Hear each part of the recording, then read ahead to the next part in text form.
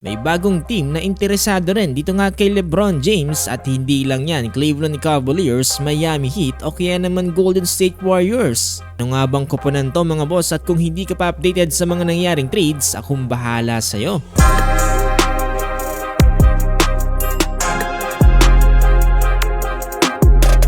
So nitong nakarang araw ay nagkaroon nga ng blockbuster trade etong Boston Celtics at itong ang Philadelphia 76ers. Kung saan etong Boston ay nag-agree na i-trade etong si Jaylen Brown papunta nga sa 76ers kapalit etong si Paul George at 2 first round picks and 2 second round picks.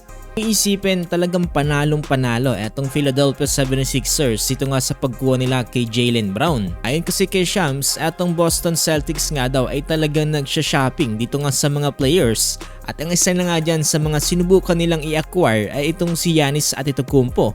Magiging kapalit sana dito nga ni Jaylen Brown. Over this past years nga daw, etong Boston Celtics ay talagang sinusubukan na i-trade etong si Jaylen Brown para nga sa ibang players. Nakapagtaka lang din daw dahil etong si Jaylen Brown ay hindi naman daw nagre-request ng trade dito nga paalis ng Boston Celtics. Imagine kasi mga boss no, ang 2024 Finals MVP na si Jaylen Brown ay basta-basta na lang ipapamigay ng ganito. May mga rumors na isa nga daw sa mga dahilan kung bakit ginawa to ng Boston Celtics ay dahil nga daw sa nagiging negative effect ng pagla-livestream dito nga ni Jaylen Brown.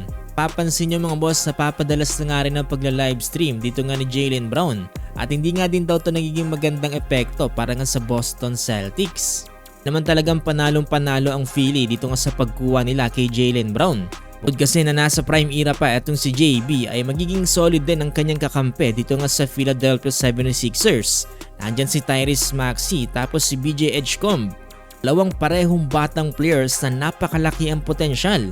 Dagdag nyo pa ang big man na si Joel Embiid. Tapos eto ngayon, kakapasok lang ng balita, ang free agent guard na si Anthony Simons ay nag-agree ng 2-year, $12.3 million deal dito nga para sa Philadelphia 76ers kung saan merong player option dito nga sa second season. Pinili nga daw ni Anthony Simons etong team ng Philadelphia 76ers over sa ibang franchise na nagpo-pursue sa kanya. Sobrang lakas ng feeling ngayon dahil etong si Anthony Simons ay nag-average ng 18.8 points sa last 5 seasons. Nag-rank ng 6th in threes made off the bench last year.